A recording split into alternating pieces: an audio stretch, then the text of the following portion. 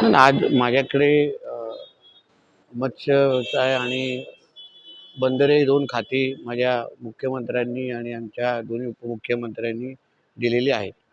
त्यानुसार मी आजच सकाळी पदभार स्वीकारला आणि ज्या अपेक्षा माझ्याकडून व्यक्त केलेल्या आहेत मंत्री म्हणून, त्या पूर्ण करण्याचा प्रयत्न मी माझ्या कामातून करेन.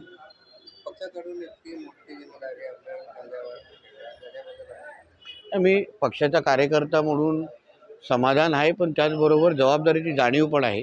शेवटी अशा मोठ्या दोन खात्यांची जबाबदारी दिल्यानंतर ज्या पक्ष नेतृत्वाचा जो काही विचार आहे, आमची जी विचारधारा आहे, ती तळागाळात पोचवण्याच्यासाठी जे काही मार्गदर्शन पक्षाच्या प्रमुखांकडून मला भेटेल त्यानुसार काम होईल. ती मोठी जिम्मेदारी आहे त्याचा तो पार होईल. ते शेवटी बंदरे आणि मत्स्य हे कोकणाच्या दृष्टिकोनातून आणि महाराष्ट्राच्या दृष्टिकोनातून दोन महत्त्वाची क्षेत्र आहेत.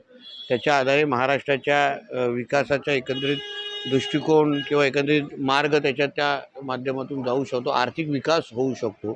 तर म्हणून दोन मोठी खाती असल्यामुळे त्या दिशेने वाटचाल करू.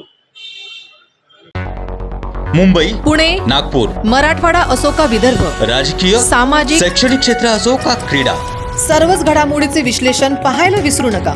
फक्त देशोन्नती न्यूजवर.